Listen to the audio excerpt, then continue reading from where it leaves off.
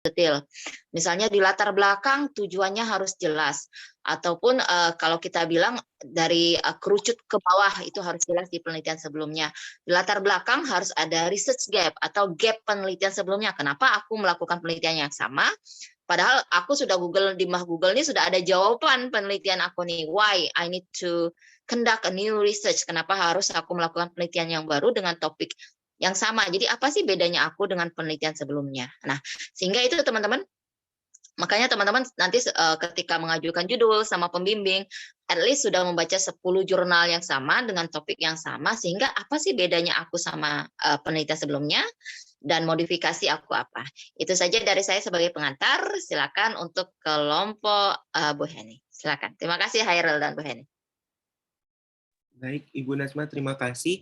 Untuk kelompok 1, tentang konsep observasional, dipersilakan. Assalamualaikum warahmatullahi wabarakatuh. Selamat malam teman-teman. Kami dari kelompok 1 kelas sore akan menyajikan mengenai critical appraisal observasional dan kualitatif. Kelompoknya ada Anissa Fauzania, Ahmad Taher, Aidil, Ani, Ati, Bayu Anggriani, Deasi, Depi, Dewi Milandia, Dinda Andini Putri, Elda, Elita, Eldayanti, dan Dwi Novrianti Putri. Boleh Mbak Ati. Nah, jadi desain penelitian itu ada beberapa jenisnya, ada case control, retrospektif, kemudian ada cohort, prospektif, ada juga cross-sectional yang dilakukan secara bersamaan. Nah, jadi mengapa kita, Mbak Ati? Mungkin di Zoom besar, di share screen Mbak Ati. Nah, mengapa harus ada critical appraisal ini? Karena banyaknya penyebab error. Ada beberapa tipe error dalam studi epidemiologi, ada random error dan juga ada systematic error.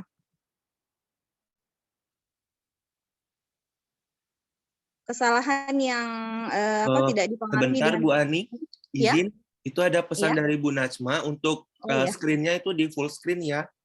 Oh, maaf Mbak Ati, boleh dibantu full screen?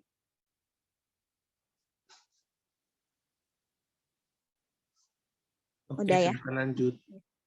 Jadi kesalahan yang tidak dipengaruhi dengan peningkatan jumlah responden dalam penelitian itu disebut dengan kesalahan sistematik atau dikenal dengan istilah bias.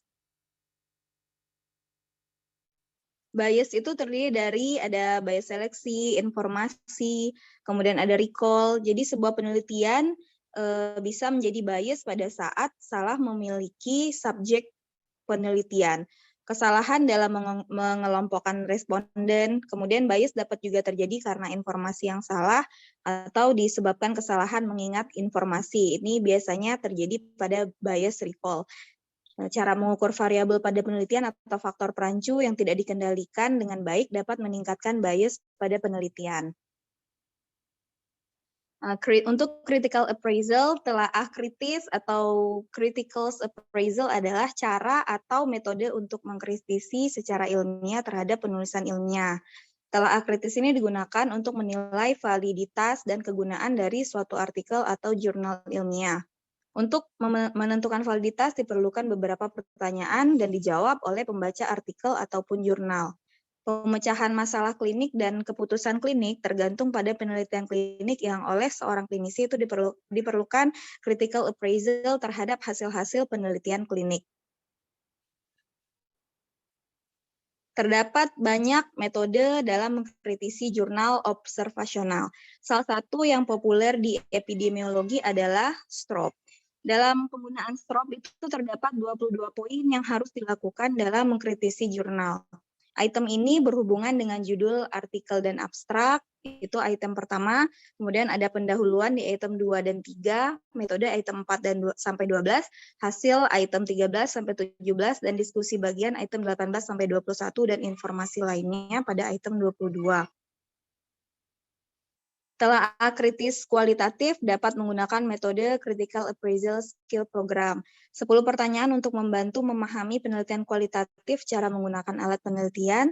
3 isu umum yang perlu dipertimbangkan ketika menilai sebuah studi kualitatif, yaitu apakah hasil penelitian ini valid, apa hasilnya, apakah hasilnya akan membantu secara lokal.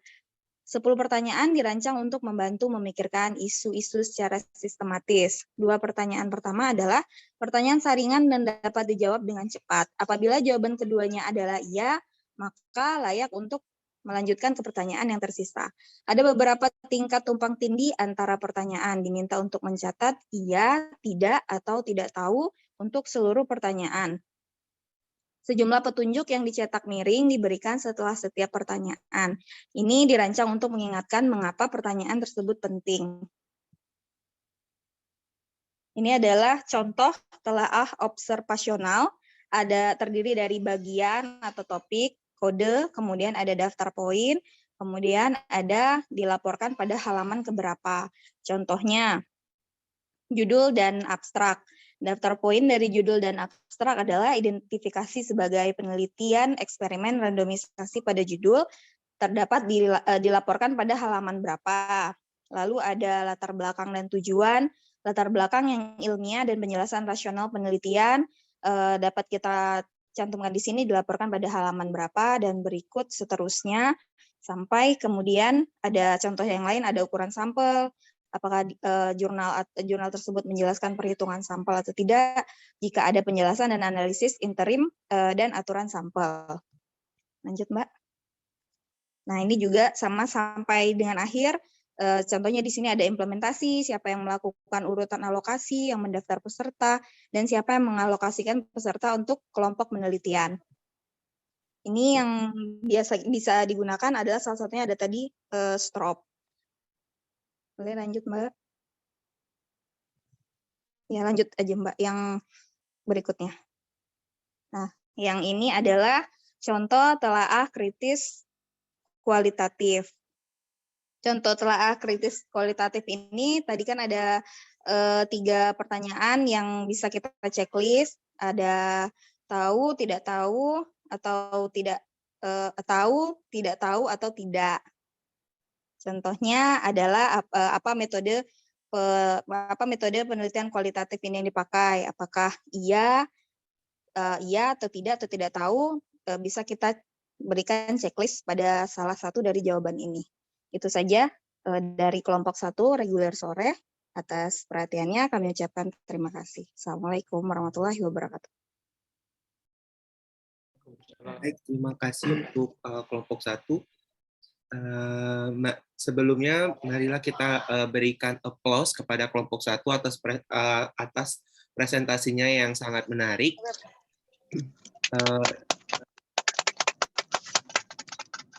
Izin Bu Najma, ini langsung lanjut ke kelompok 2 atau tanya jawab dulu ya Bu? Oke, silakan lanjut dulu. Oke, baik.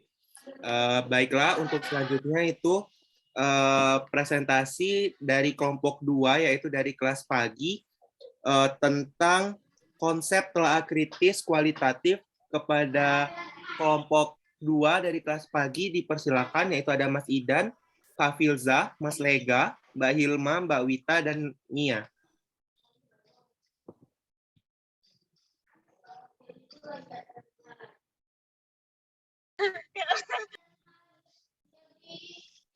Ya, sebentar Mas. Share screen dulu.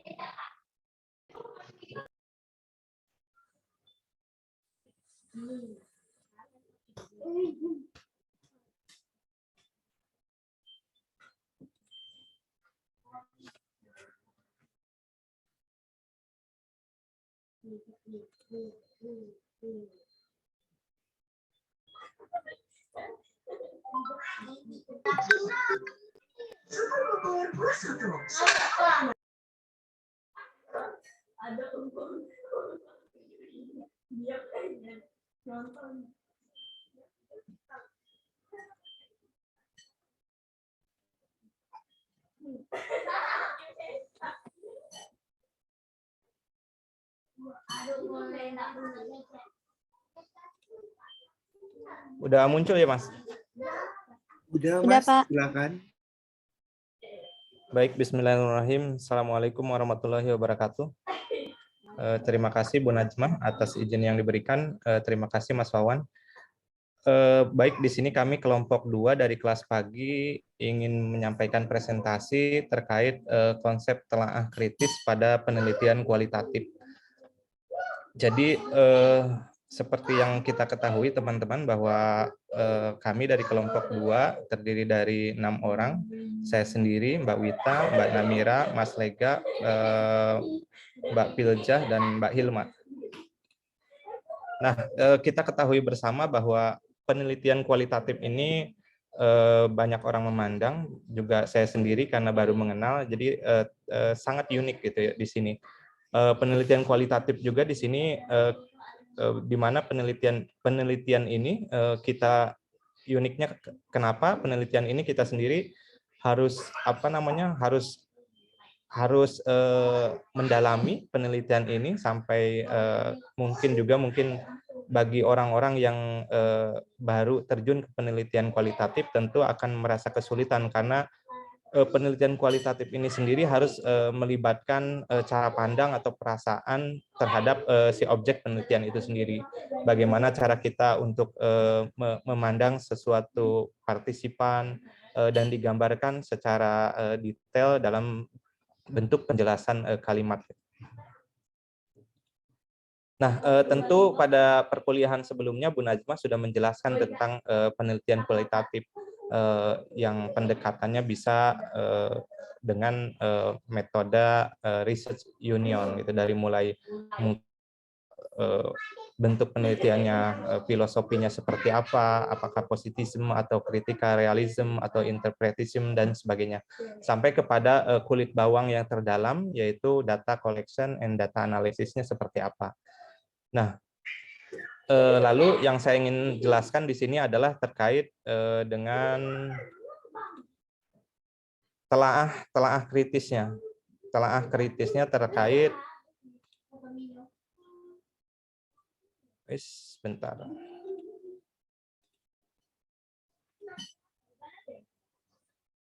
Nah, telaah kritisnya terkait dengan penelitian kualitatif. Jadi di sini kami juga ingin menjelaskan bahan yang didapatkan dari Bu Najmah bahwa si Ellison Tong ini dengan bersama rekan-rekannya mencoba membuat sebuah checklist yang dinamakan dengan CORREC atau Consolidated Criteria for Reporting Qualitative Research Checklist gitu ya. Nah, jadi pada tahun 2017 jadi dibuatlah metode checklist ini untuk menelaah secara kritis dari penelitian kualitatif. Jadi CORREC ini terdiri dari 32 pertanyaan dan terdiri dari 3 domain besar. Yang pertama adalah research team dan reflexivity-nya. Jadi tim peneliti dan reflexivity itu mungkin umpan balik ya, umpan balik dari si partisipannya itu seperti apa. Kenapa sih si penelitian kualitatif ini harus dijelaskan atau misalkan harus mengetahui jadi tim penelitinya. Ternyata keunikan dari penelitian kualitatif tadi, jadi sehingga cara pandang kepribadian juga si peneliti itu sendiri perlu diketahui gitu. Jadi supaya si pembaca bisa melihat cara pandang si peneliti terkait dengan penelitian kualitatifnya itu sendiri. Jadi di domain yang pertama ini terkait dengan personal karakteristik. Yang pertama adalah pertanyaannya terkait interviewer. Jadi siapa sih yang melakukan, si penulis yang melakukan interview atau fokus grupnya ini siapa? Apakah misalkan Mas Hairil atau misalkan siapa orangnya seperti. Terus juga kredensialnya atau gelarnya peneliti ini apakah PhD atau S3 atau doktor atau medical doctor, tentu saja akan sangat berbeda cara pandangnya. Misalkan antara klinikal dengan public health memandang terhadap suatu masalah penyakit. Bisa saja ketika kita melakukan penelitian HIV dan dia seorang dokter, tentu secara klinis dia bisa lebih memaparkan secara jelas. Tetapi bagi seorang public health mungkin dilihat dari sisi paparan dan sebagainya. Nah, terus juga di sini dalam mengkritisi penelitian kualitatif, dilihat juga si occupation-nya. Jadi pekerjaan si peneliti ini seperti apa dan apa pekerjaannya pada waktu melakukan studi penelitian kualitatif itu. Gendernya juga dilihat, apakah laki-laki dan perempuan. Tentu perempuan mungkin bisa melibatkan perasaan lebih dalam sehingga penilaian dengan penelitian kualitatif juga lebih sangat dalam dibandingkan dengan laki-laki, atau mungkin tentu tidak ada bedanya seperti itu ya. Terus juga pengalaman si peneliti dan training yang didapatkan yang berhubungan dengan objek penelitian atau partisipan dilihat juga. Terus juga relationship establish-nya, hubungan yang pernah dilakukan sebelum penelitiannya, ada nggak pendekatan yang pernah dilakukan gitu ya. Terus juga pengetahuan partisipan terkait dengan interviewernya itu seperti apa, apakah personal goal-nya atau misalkan alasan dalam melakukan risetnya, tahu nggak sih partisipan itu dalam terkait pengetahuan dari interviewernya. Terus juga karakteristik interviewernya juga dilihat gitu ya, seperti apa. Nah, yang selanjutnya, domain yang kedua adalah studi desainnya. Studi desain ini terkait dengan kerangka teoritisnya. Jadi sama seperti tadi, dilihat dari kita bisa melihat research onion-nya seperti apa, methodological orientation-nya seperti apa, apakah penelitian kualitatif ini menggunakan grounded theory, discourse analysis, etnografi dan sebagainya gitu ya, dilihat. Terus samplingnya, berapa banyak partisipan yang terpilih atau dipilih, bagaimana cara memilih dari si partisipan, samplingnya apakah menggunakan purposive atau misalkan menggunakan convenience atau kenyamanan ya, dan konsekutif atau snowball. Terus juga pendekatan metodenya seperti apa, apakah mereka pendekatan terhadap partisipannya seperti apa, apakah face to face, telepon, atau melalui email dan sebagainya. Jadi dijelaskan atau dilihat dalam bentuk penelitian itu pendekatan metodenya seperti apa. Ukuran sampelnya juga dilihat, berapa banyak sih partisipan yang terlibat di dalam studi tersebut. Terus juga non-participation settingnya dilihat, berapa banyak mungkin partisipasi yang ini missing ya, atau hilang atau tidak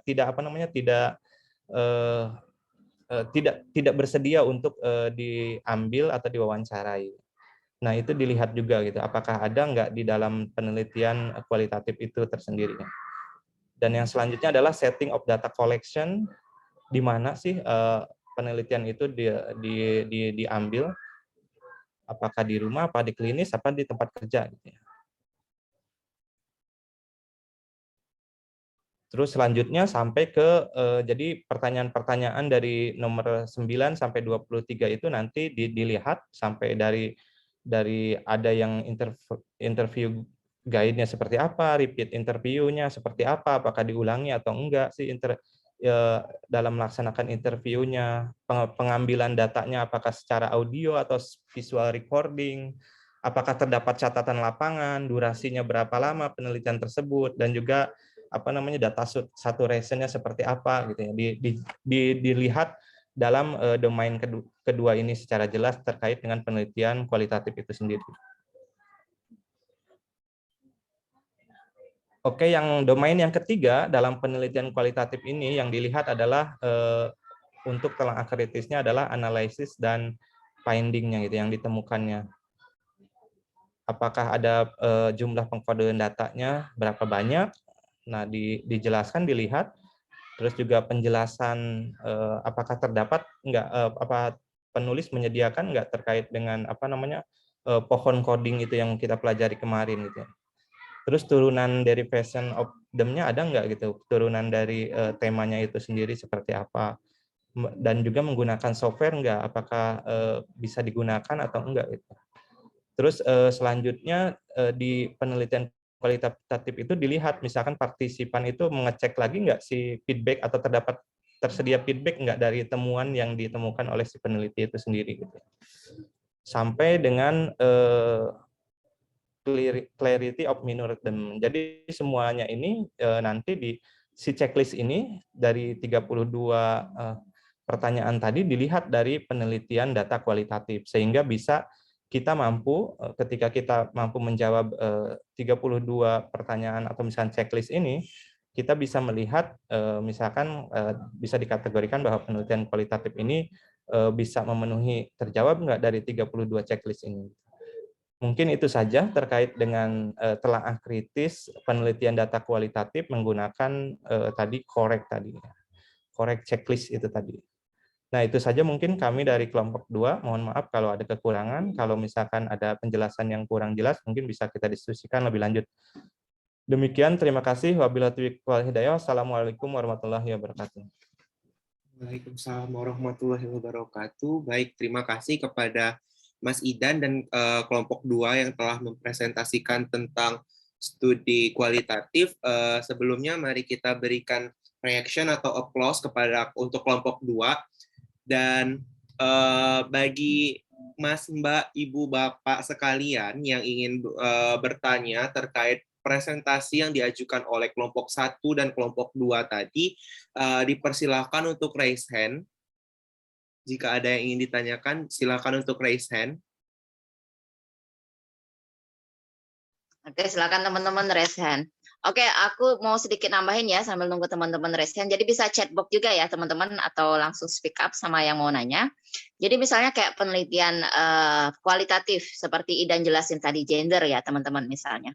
Jadi kalau misalnya Bu Heni mau meneliti tentang lelaki suka lelaki, Bu Heni sebaiknya harus melibatkan asisten research dari lelaki suka lelaki. Kenapa? Karena kalau Bu Heni yang langsung wawancara akan berbeda dengan peer support-nya sesama lelaki sama lelaki yang akan wawancara. Atau kalau Mbak Nia terlepas dia selalu berinteraksi dengan kelompok spesial, misalnya HIV, lalu pengguna narkoba dan sebagainya, tapi disarankan teman-teman ketika Mbak Nia mau meneliti lelaki yang pengguna narkoba, Mbak Nia mempunyai asisten peneliti dari laki-laki pengguna narkoba, sehingga bagaimana informasi yang kita dapatkan itu sangat mengena. Hal sebaliknya sama kayak Pak Aidil. Pak Aidil ini lelaki nih, misal Pak Aidil tapi pengen meneliti tentang ibu hamil. Jadi bagaimana nanti Pak Aidil mengkader kader-kader posyandu yang sudah terbiasa dengan ibu hamil untuk menggali informasi. Nah, ini pentingnya gender. Kalau saya penelitian tentang HIV perempuan, jadi selain saya yang mengumpulkan data teman-teman, saya juga mengkader teman-teman LSM dari perempuan positif yang membantu saya untuk mengumpulkan data. Nah, ini sangat penting sekali kalau kualitatif, sehingga bagaimana gender itu harus dipahamin bahwa itu penting dalam penggalian informasi.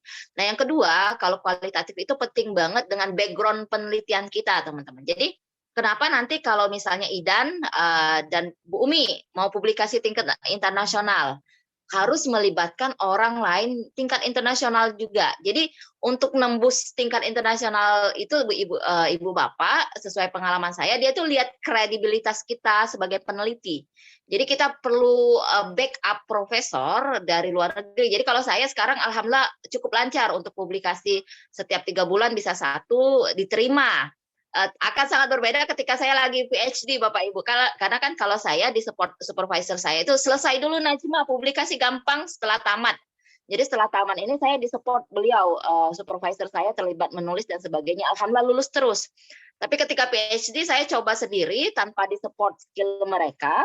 Karena memang mereka pengen saya fokus dulu selesai S3 karena beasiswanya 4 tahun, saya punya bayi, hamil dan sebagainya, nyawa kau tuh siko Najma. Jadi pikir kelah nyawa kata dia. Jadi bagaimana setelah saya tamat, teman-teman ternyata seringan keterima daripada ketika saya coba sendiri. Saya bilang iseng-iseng aja aku mau coba, alhamdulillah kebanyakan ditolak. Jadi penting banget kredibilitas second author, third author, author belakang kita. Kalau di luar negeri kan supervisor di belakang namanya. Jadi mereka akan membantu kita menulis dengan baik, dan kredibilitas mereka yang sudah banyak publikasi itu ternyata membantu teman-teman nanti. Jadi teman-teman nanti bukan hanya bisa Sinta 1, 2, 3, 4 aja, tapi ketika nanti teman-teman berkolaborasi Jadi teman-teman nanti kalau ikut conference ya, international conference, lihat pembicaranya, colek-colek, bisa kolaborasi nggak nulis. Jadi itu sangat penting untuk background kita penulis. Yang ketiga, teman-teman, baik kuantitatif dan kualitatif, kalau penelitian di jurnal nasional dan nasional, teman-teman harus melampirkan checklist dulu tadi yang dijelaskan Bu Heni. Jadi sebelum aku submit, teman-teman, dia minta syarat dulu, latar belakang rasional halaman berapa, sampel dijelasin halaman berapa. Jadi dia pengen semua checklist itu ada dulu sebelum dia periksa isi kita. Jadi itu memastikan tol awal untuk masuk ke jurnal-jurnal yang bereputasi. Terima kasih. Silakan Hairil. Teman-teman silakan yang mau bertanya. Baik Ibu, terima kasih atas informasinya. Ini Ibu ada pertanyaan, tetapi bukan untuk kelompok 1 dan kelompok 2, tetapi untuk Ibu dari Mbak Heni Marini. Bu, izin bertanya Bu, untuk konsep penelitian observasional, benarkah yang dilakukan telah kritis, case control, dan cohort?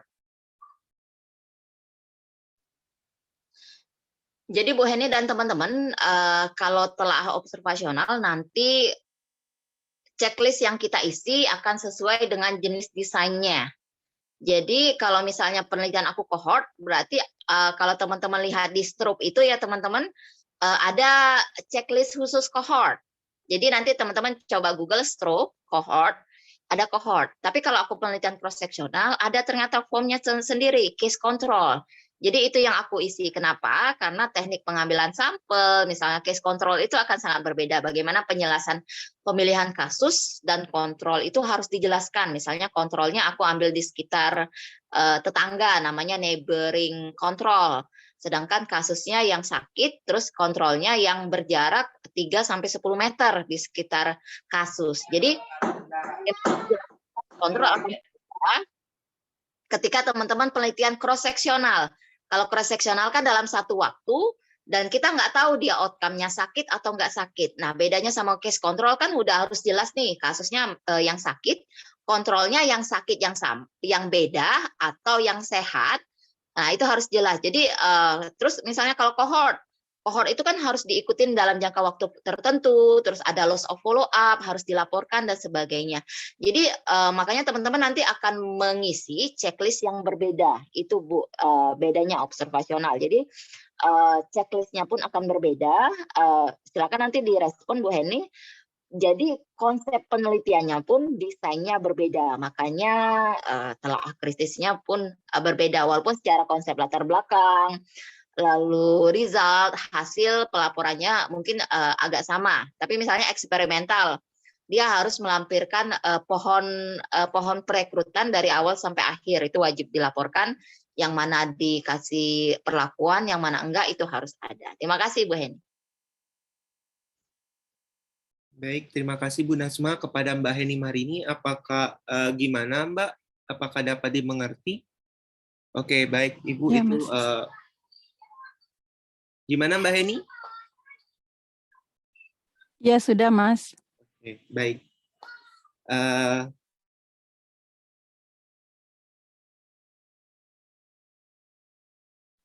Itu Ibu Fadila raise hand. Iya Ibu, kepada Dr. Fadila dipersilakan Dok. Baik, Assalamualaikum warahmatullahi wabarakatuh. Presentasi yang sangat bagus teman-teman. Izin bertanya, kebetulan pada penugasan kemarin saya itu melakukan critical appraisal untuk studi kualitatif. Tapi saya menggunakan checklist dari CASP atau Critical Appraisal Skill Program yang untuk desain kualitatif. Nah, menurut teman-teman sendiri, gimana ya?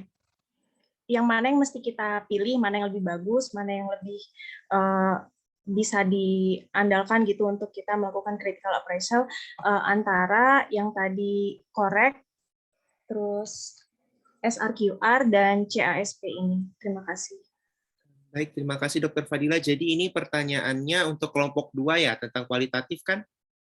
Iya. Oke, baik. Kepada kelompok Mas Idan, tadi pertanyaannya udah bisa dicatat ya. Lalu ini selanjutnya, sebelumnya terima kasih banyak Dr. Fadila telah bertanya. Selanjutnya ini ada dari Mbak Melda Emilia. Silakan Mbak Melda. Terima kasih kasih, Hairil. Saya ingin bertanya mengenai penelitian kualitatif ini. Enggak saya tujuin hanya ke kelompok yang udah presentasi. Sebelumnya saya kasih applause dulu untuk kelompok 2 yang udah dipaparkan oleh Mas Idan. Terima kasih. Saya ingin menanyakan terkait rencana tesis saya, baik ke kelompok 2 dan ke Bu Najma. Saya tuh rencananya mau ambil penelitian, ingin meneliti tentang fraud terkait dengan pelayanan BPJS Kesehatan di fasilitas kesehatan tingkat 2. Rencananya saya pakai metode kualitatif. Saya ingin meminta masukan atau saran dari kelompok 2 atau dari Ibu untuk yang saya teliti ini kan sifatnya agak sensitif gitu.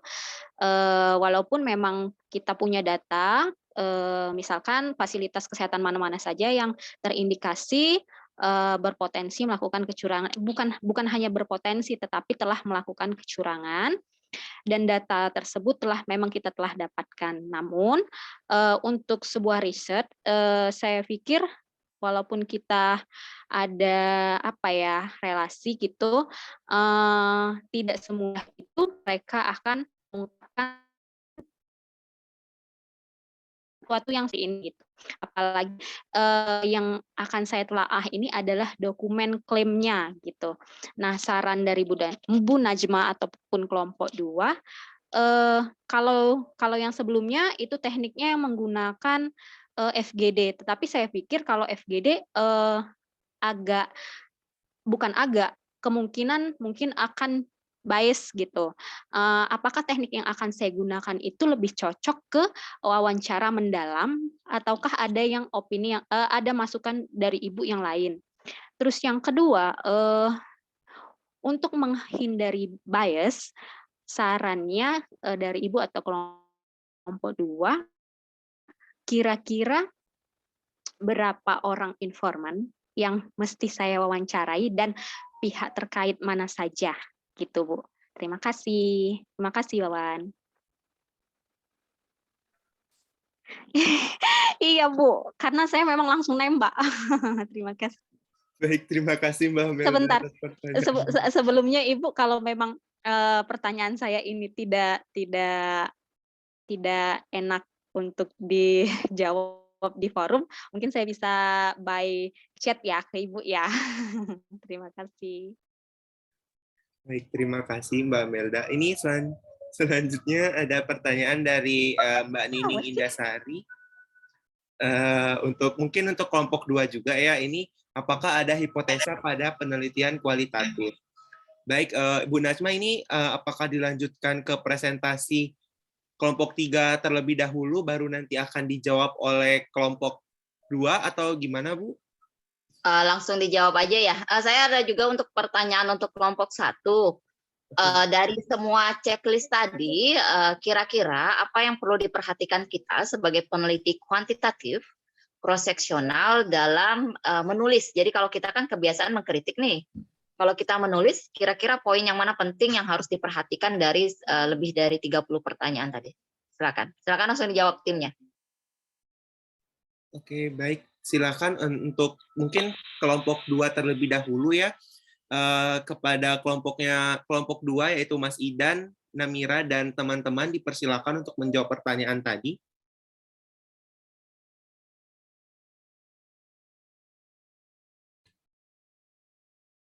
Ya, mungkin ingin menjawab dulu terkait hipotesa tadi ya. Kalau menurut saya sih dari pendekatan penelitian kualitatif tentu ada ya hipotesa. Cuman mungkin bedanya kalau di penelitian kualitatif dia bisa top down dan bottom up ya. Jadi bisa menentukan dulu hipotesa baru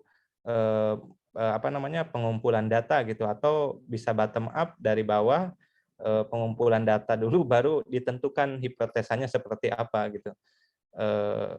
Ya itu mungkin saya juga belum pengalaman, jujur saja belum pengalaman terkait penelitian kualitatif gitu ya.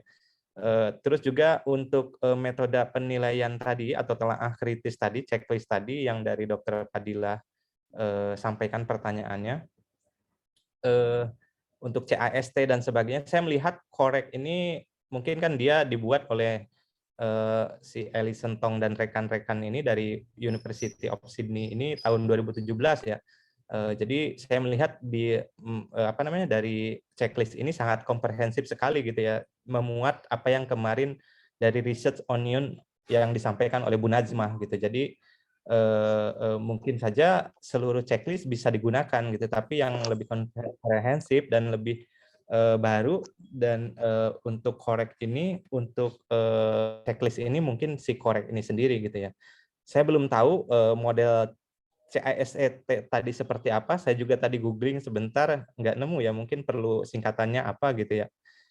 Tapi ya saya membaca dari jurnalnya yang disampaikan untuk korek ini, dia juga memuat dari checklist sebelumnya gitu yang dilengkapi lagi, disempurnakan sehingga muncullah korek.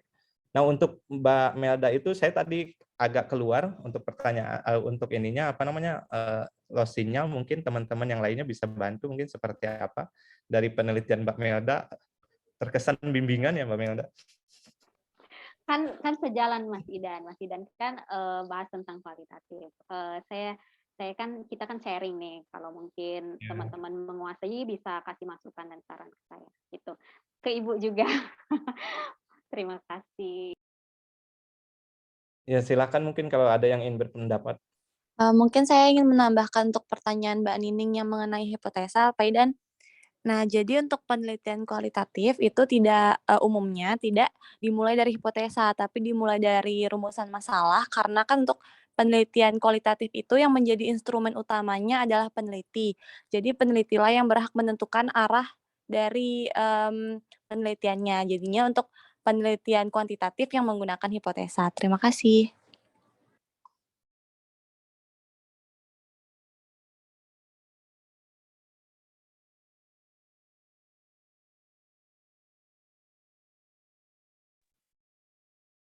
Oke, baik. Kepada Mas Idan, apakah yang Mbak Melda tadi itu, atau kepada teman-teman, apakah ada yang bisa membantu untuk menjawab?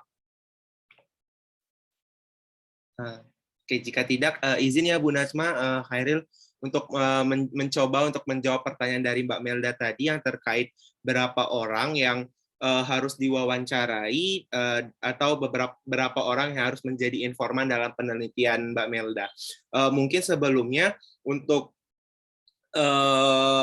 kita tahu untuk melakukan penelitian itu kita untuk menentukan jumlah informan itu kita harus tahu dulu nih tujuan dalam penelitian kita itu apa. Terus juga berdasarkan pengalaman dan sedikit ilmu yang saya ketahui, kalau dalam kualitatif itu ada yang namanya informan kunci dan ada yang namanya informan biasa atau informannya aja gitu. Nah, di mana kalau untuk informan kunci itu kan biasanya kalau dalam perusahaan atau dalam organisasi-organisasi tertentu, informan kunci itu ialah seperti kayak yang CEO perusahaan itu atau kepala perusahaan tersebut.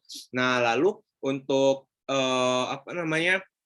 untuk informan yang biasa itu biasanya mungkin kita bisa mengambilnya dari karyawan seperti itu. Dan kalau Mbak Melda bertanya untuk jumlahnya berapa kira-kira, kalau menurut saya untuk jumlah informan itu sebenarnya tidak ada batasan nih. Kan kalau beda dengan kuantitatif itu biasanya jumlah responden dalam penelitian kualitatif itu harus banyak seperti itu kan kayak.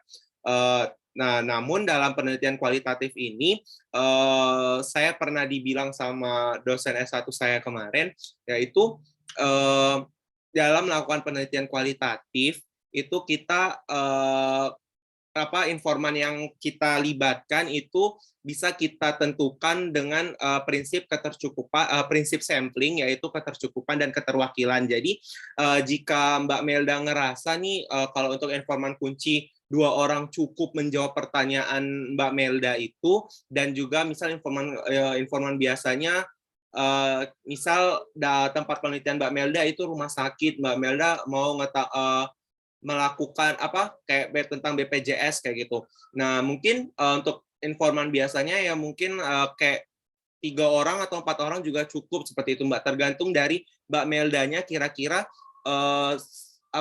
kayak berapa banyak orang-orang yang bisa menjawab pertanyaan Mbak Melda seperti itu.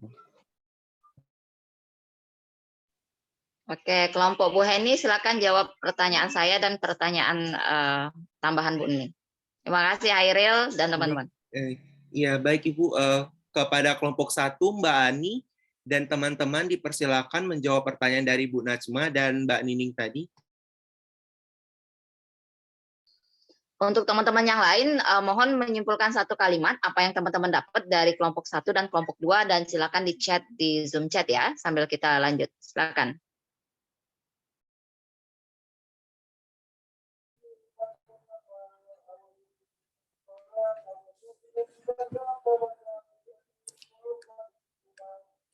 Assalamualaikum, baik Bu. Nama saya Anissa, perwakilan dari kelompok 1 mungkin akan mencoba menjawab pertanyaan dari Ibu mengenai bagian mana yang penting dalam instrumen checklist STROP untuk penelitian observasional. Kalau menurut kami dari beberapa referensi yang telah kami baca, dalam instrumen STROP kan memiliki beberapa poin-poin, antara lain dari mulai judul, kemudian dari latar belakang dan tujuan, kemudian di metode dilihat desain penelitian, partisipan, intervensi, kemudian outcome, ukuran sampel, randomisasi, dan lain-lain hingga di kesimpulan.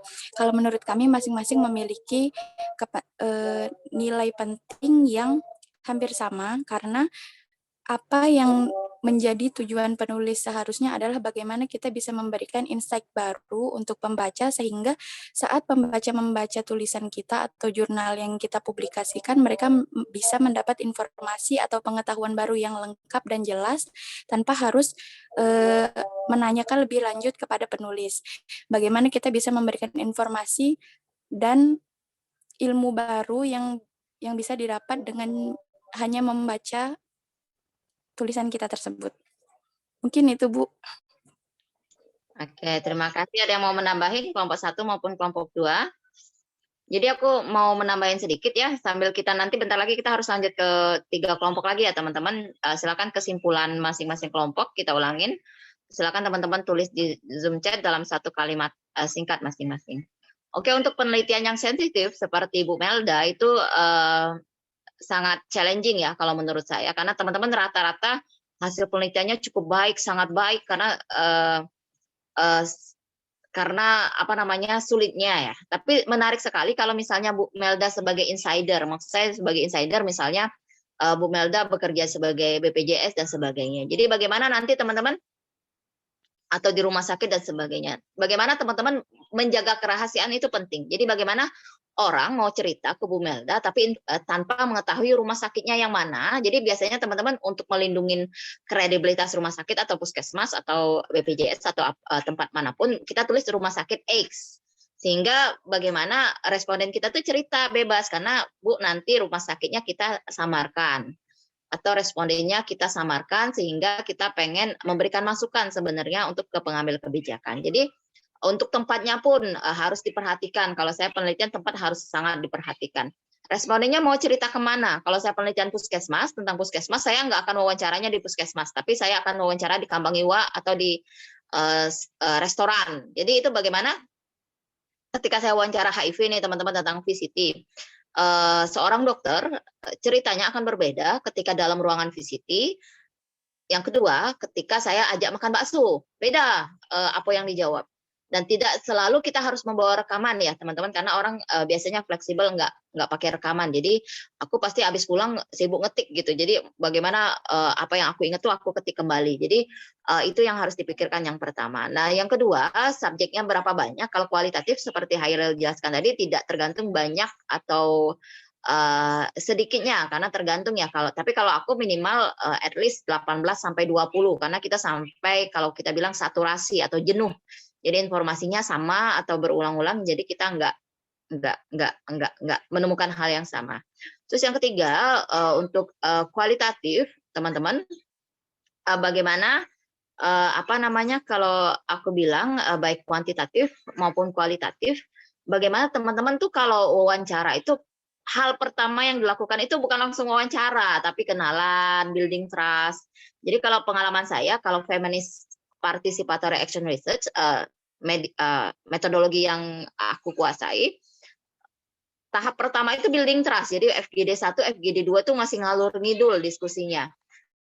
Kenalan dulu, main dulu, dan sebagainya, baru FGD selanjutnya saya baru konten apa yang aku mau diskusikan. Jadi itu penting sekali ya teman-teman, karena biasanya informasi yang benar itu kita dapatkan pada FGD atau interview ketiga, keempat, kelima. Jadi itu sangat challenging sekali. Jadi untuk teman-teman yang penelitian yang sensitif, saran saya misalnya seperti fraud dan lainnya, tetap tahap awal analisa dulu kebijakan yang ada atau data-data yang ada. Jadi teman-teman bisa melakukan secara data sekunder dulu, baru nanti mengkonfirmasi tentang, tapi tidak menjudge ya, tidak menjudge fraud itu. Dan sangat menarik teman-teman yang saya amatin, teman-teman S2 ini kan rata-rata sudah bekerja dan meneliti tempat bekerjanya. Jadi informasi yang didapatkan itu kayak Bu Melda atau kayak misalnya Bu Heni, karena orang dalam biasanya untuk cerita lebih bebas Bu daripada saya sebagai dosen yang wong luar, nah wawancara wong dalam gitu. Nah itu sangat berbeda. Jadi yang saya temuin teman-teman S2 itu informasinya biasanya sangat dalam, karena wong tuh cerita yo sama cak kawan gitu, sama cak kawan, walaupun kita ngomong ini penelitian dan sebagainya. Jadi kejujuran itu, trust itu kalau saya bilang sangat penting. Orang percaya Pak Aidil mau cerita tentang tanda kutip hal negatif atau kebobrokan, kalau saya bilang dengan Bu Heni itu lebih enak, karena Bu Heni itu lah ngomong, Pak Aidil aku ini penelitian, mau Pak Aidil tuh gitu samarke, mau puskesmas pun ku samarke. Jadi ini cuman untuk kepentingan akademisi, publikasi, bukan aku ini wartawan, nah aku sebar ke media-media itu. Nah itu sangat penting. Teman-teman untuk cross sectional, terima kasih penjelasannya. Ingat ya kalau kata Namirah tadi ya, Namirah ya. Siapa yang jawab tadi? Bagaimana setiap poin yang di dalam itu harus terpenuhi. Jika tidak, teman-teman harus mengungkapin alasannya kenapa tidak ada. Misalnya kayak apa yang nggak ada itu harus dijelasin kenapa nggak ada, atau tahap proses apa. Jadi semuanya harus diterangkan ya teman-teman, karena itu baru pintu awal untuk kita masuk.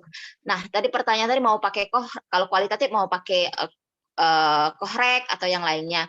Itu nanti tergantung jurnalnya ya. Kalau saya kemarin baru masukin kualitatif, dia minta kohrek. Makanya aku jelasin tentang kohrek. Betul kata Idan tadi, dia lebih lengkap dan lebih ke lebih lengkap kalau menurut saya dibandingkan sebelumnya, karena setiap teman-teman stroke dan lainnya itu kan berdasarkan review peneliti sebelumnya. Jadi nanti tergantung jurnalnya mau minta checklist yang mana. Itu aja dari saya. Hairil, mungkin silakan dilanjutkan dulu untuk kelompok lain karena kita masih punya waktu 50 menit lagi. Silakan. Baik, terima kasih Bu Najma atas informasinya. Untuk selanjutnya kita akan melanjutkan presentasi kepada kelompok 3, yaitu dari kelas pagi, kepada kelompok 3 tentang telaah kritis dari jurnal yang dengan desain studi case control yang beranggotakan Mas Akil, Mbak Heni, Mbak Cindy, Mbak Ika, Mbak Melda, dan Mbak Riswa. Dipersilahkan. Ya Allah.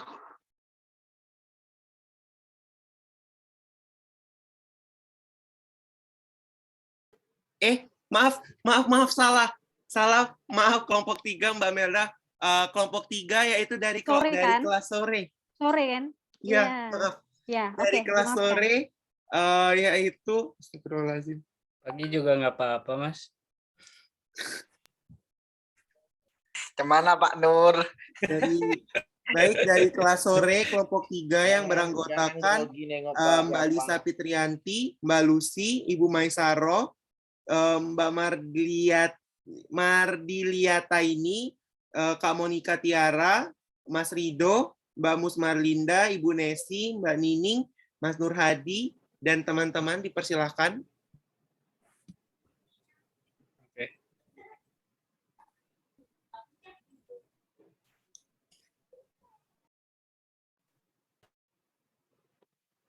Izin share screen ya.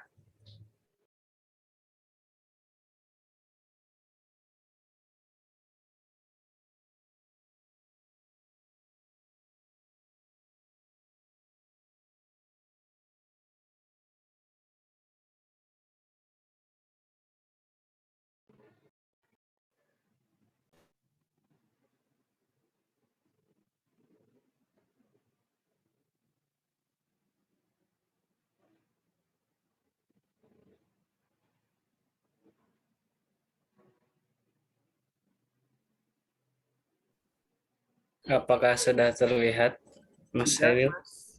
Sudah.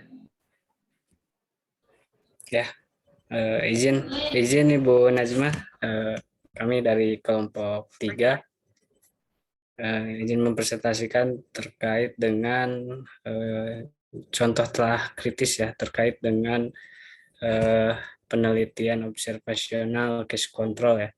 Jadi dari sini dulu.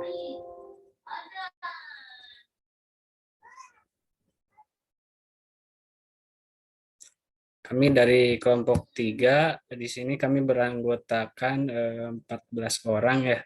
Jadi dari 14 orang ini kebetulan hanya 2 orang laki-laki dan saya ditunjuk untuk mempresentasikan dari kelompok 3 begitu Bu. Jadi di sini kami mengambil salah satu contoh penelitian yang ada di kelompok kami ini dengan judul Determinant of Adherence to Iron Folic Acid Supplement among Postnatal Mother in Addis Ababa Referral Hospitals, Ethiopia. Nah, untuk resumnya, judul tadi sudah disampaikan. Jadi kami ini kan fokusnya adalah kepada jurnal case control, di mana dalam buku yang disampaikan Ibu Najma juga bahwa penelitian observasional ini terbagi ke dalam 3 ya. Yang pertama ada cross sectional, cohort, dan case control. Itu perbedaannya hanya terletak pada exposure dan outcome-nya gitu. Untuk case control sendiri paparannya itu adalah pada masa lalu dan outcome-nya itu pada masa sekarang. Kemudian untuk deskripsi jurnal, ini kami tujuannya adalah untuk mengidentifikasi determinan kepatuhan suplementasi asam folat pada ibu postnatal di 3 rumah sakit rujukan Addis Ababa, Ethiopia.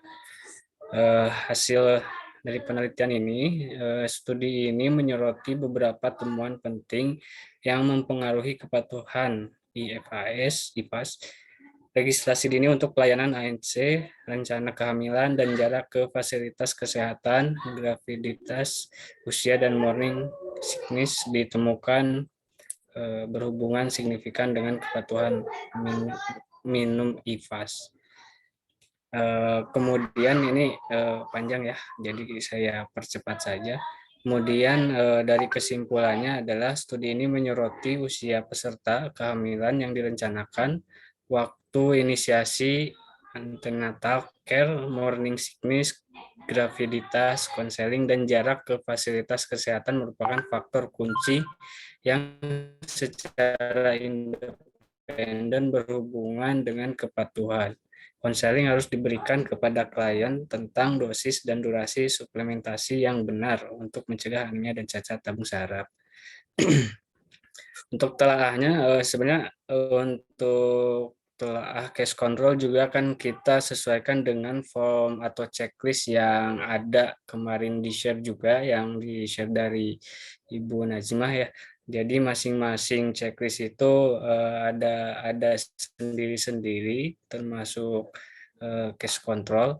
Di sini untuk telaah dari case control dari penelitian yang telah disampaikan tadi, untuk faktor utama dilakukan penelitian.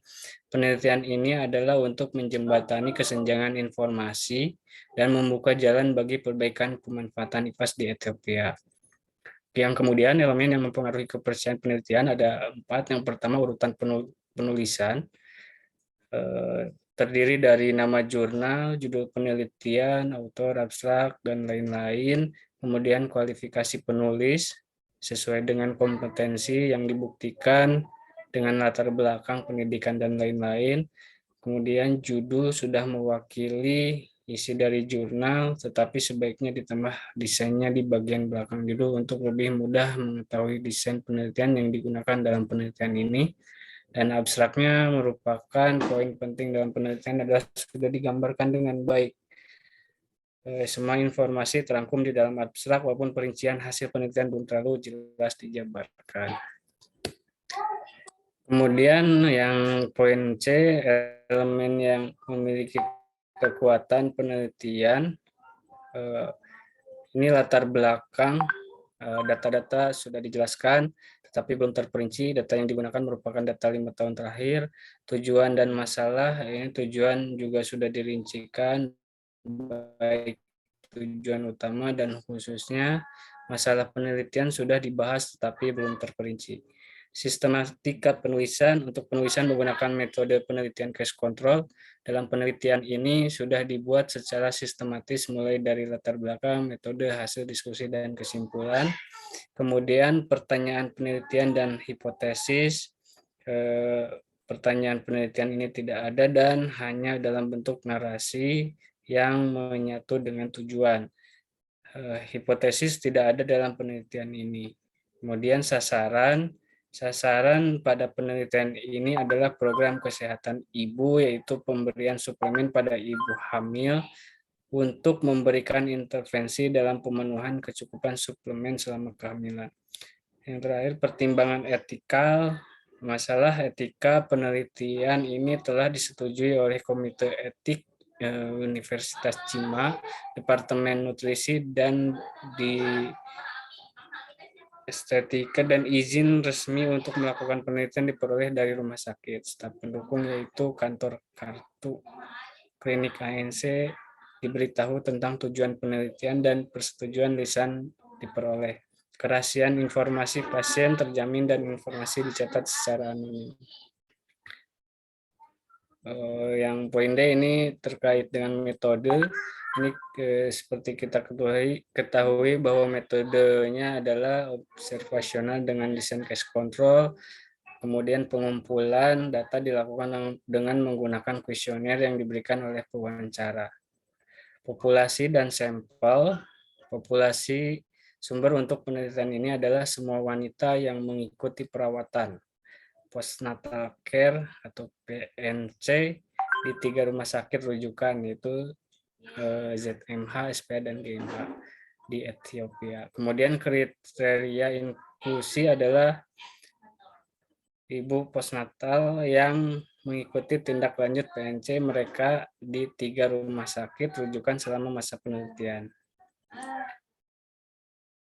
Untuk analisa data, di sini sebuah studi kasus kontrol tak tertandingi berbasis institusional dilakukan untuk mengidentifikasi faktor penentu. Data dimasukkan dan dianalisis masing-masing menggunakan PIDATA dan SPSS versi 20.0.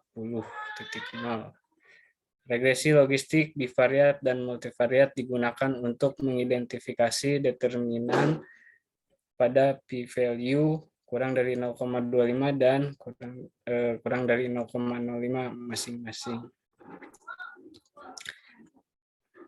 Kemudian untuk hasil dan diskusi, seperti yang terlihat pada bagian sebelumnya, usia peserta pada inisiasi ANC, graviditas, konseling tentang suplementasi asam folat, waktu yang dibutuhkan untuk melakukan perjalanan ke fasilitas kesehatan dan kehamilan yang direncanakan merupakan faktor yang secara signifikan terkait dengan kepatuhan terhadap IFAS.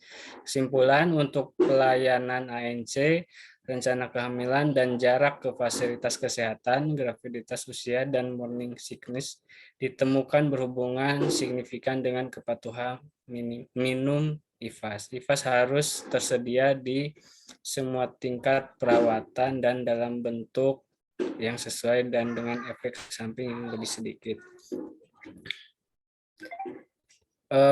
Mungkin itu saja mungkin yang bisa disampaikan dari kelompok kami, kelompok 3. Mungkin masih ada beberapa kekurangan, mohon saran dan perbaikan, dan jika ada yang perlu didiskusikan, dipersilahkan. Terima kasih. Saya kembalikan ke Mas Hairil. Oke, baik. Terima kasih atas presentasi dari kelompok 3 sesuai dengan arahan Bu Najma. Kita akan melanjutkan terlebih dahulu ke presentasi pada kelompok yang lainnya. Selanjutnya akan presentasi dari kelompok 4, yaitu dari tentang telaah kritis, telaah jurnal cross-seksional dari kelompok 4, yaitu kelompok saya izin untuk share screen. Apakah udah terlihat, teman-teman? Sudah. Baik, terima kasih. Baiklah, izin untuk melakukan presentasi. Assalamualaikum warahmatullahi wabarakatuh. Kami dari kelompok 4 yang beranggotakan saya sendiri, Hairil Ikhwan Saputra, ada Kak Triska Septi Wahyuni, ada Kak Rizky Putri Pratiwi, ada Mbak Mardiatu Nasyida, ada Mbak Indah Puji Septeria, dan ada Kak Dolian Pamela Tari. Di mana di sini kami akan mempresentasikan hasil telaah jurnal kami tentang cross-sectional, di mana kami mengambil 2 jurnal, yaitu di mana pertamanya kami melakukan telaah jurnal dengan menggunakan checklist Trobe yang cross-sectional. Baiklah, yang pertama ialah a cross-sectional study to assess knowledge and practices of hand washing among primary school children in the Kapurthala District, India. Di mana penelitinya ialah Navpreet Kaur Sangha, MBBS, Prajop Kaur, dan teman-teman yang jurnal ini diterbitkan pada tanggal 1 Juli 2020. Berikut ialah hasil dari telaah kritis jurnal yang kami lakukan. Yang pertama ada judul dan abstrak. Untuk judul sendiri itu sudah cukup dipahami dan cukup mudah untuk dipahami. Latar belakangnya itu masih menggantung dan kurang jelas serta kurang memuat keseluruhan penelitian. Di mana di latar belakangnya ini hanya menjelaskan tentang seperti pengertian dari hand washing itu saja. Lalu pada abstraknya sendiri selain latar belakang, ada desain penelitian atau metode, di mana metode yang dimuat di dalam abstrak itu sudah jelas. Mereka telah menuliskan, yaitu menggunakan desain studi cross-sectional dengan alat penelitiannya kuesioner. Lalu pada hasil penelitian yaitu sudah dibuat ringkas, namun bisa dipahami oleh pembaca. Setelah itu ada kesimpulan. Kesimpulannya itu sudah dibuat di akhir paragraf namun tidak memuat saran. Jadi kesimpulannya itu hanya regular hand washing awareness session in the schools should be organized in order to keep our society safe and healthy. Lalu untuk kata kuncinya, yaitu kata kunci yang dipakai juga sudah sesuai dengan penelitian dan dilengkapi dengan cara mengutipnya. Kata kuncinya yaitu ada 3, hand washing, primary school, dan children. Lalu beralih dari abstrak, yaitu ada latar belakang. Di latar belakang telah memuat berbagai data seperti dari UNICEF dan WHO atau World Health Organization tentang korelasi antara mencuci tangan dan terjadinya penyakit. Namun sebaiknya latar belakang juga harus diperkaya dengan berbagai referensi tentang cuci tangan. Jadi pada latar belakangnya ini telah memuat penelitian-penelitian terdahulu, namun masih dari organisasi-organisasi besar saja, belum memuat dari penelitian terdahulu yang dilakukan oleh peneliti-peneliti lain. Lalu pada tujuan, yaitu tujuannya hanya disebutkan pada abstrak saja, pada abstrak, sedangkan pada metode penelitian itu tidak disebutkan. Tujuan penelitiannya untuk menilai tingkat pengetahuan dan praktik cuci tangan di kalangan anak sekolah dasar. Lalu pada desain studinya, yaitu desain studi penelitian ini adalah cross-sectional atau potong lintang yang berbasis masyarakat di SD Karputla. Namun tidak dijelaskan lebih detail tentang sistematika dan teknis desain studinya. Selanjutnya yaitu ada point setting, yaitu penelitian ini dilakukan di sekolah dasar distrik Karputla, India. Penelitian dimulai setelah mendapatkan persetujuan dari kepala sekolah dan dinas pendidikan dasar. Dalam penelitian ini menggunakan instrumen kuesioner dan wawancara yang menggunakan bahasa daerah setempat. Kuesioner terdiri dari 2 hingga 4 opsi yang kemudian siswa hanya diminta untuk memilih 1 opsi jawaban saja. Lalu ya ada poin variabel. Variabel independen dalam penelitian ini ialah tingkat pengetahuan siswa perilaku mencuci tangan. Untuk variabel dependen ialah penularan dan kejadian penyakit, sedangkan untuk variabel yang berpotensi menjadi confounding atau perancu ialah pekerjaan orang tua, jenis kelamin, berat badan, tingkat ekonomi orang tua, pola asuh keluarga, dan sekolah. Selanjutnya ada sumber data atau pengukuran. Sumber data dan pengukurannya yaitu perilaku siswa dalam mencuci tangan sebelum dan setelah makan, setelah ke toilet, setelah bermain, dan sebagainya. Pada penelitian ini juga terjadi bias, yaitu bias yang dapat terjadi dalam penelitian ini adalah bias follow up atau loss to follow up bias. Lalu selanjutnya ada studi size. Populasi adalah jumlah keseluruhan dari unit analisa yang ciri-cirinya akan diduga. Lalu sampel adalah bagian dari populasi yang diharapkan akan mewakili populasi dalam penelitian. Untuk variabel kuantitatifnya, yaitu dalam penelitian ini berbentuk variabelnya itu berbentuk kuantitatif dan ada juga yang kualitatif. Untuk metode statistik yang digunakan untuk menganalisis perilaku siswa dasar adalah dengan melakukan uji chi-square pada aplikasi SPSS dan lembar Excel. Selanjutnya ada peserta atau responden, ialah responden dalam penelitian ini berjumlah 200 peserta atau responden dengan usia rata-rata 7 hingga 16 tahun. Selanjutnya ada poin outcome, yaitu dicantumkan secara ringkas mengenai jumlah outcome yang disusun dalam tabel. Yaitu terdapat dua tabel, ada dua tabel dalam penelitian ini. Yaitu selanjutnya ada hasil utama, di mana ditemukan 96% siswa sudah memiliki pengetahuan yang tinggi tentang penyakit yang timbul akibat tidak mencuci tangan. Namun, hanya 49% siswa yang melakukan teknik cuci tangan yang baik dan benar yang sesuai dengan arahan dari WHO. Lalu ada temuan utama. Temuan utama dalam penelitian ini ialah rendahnya tingkat pengetahuan siswa terhadap cara mencuci tangan. Lalu keterbatasan pada penelitian ini ialah beberapa siswa malu untuk menjawab pertanyaan dengan cara yang benar, sehingga perlu dilakukannya sosialisasi dan guru memiliki peran penting dalam mengedukasi siswa.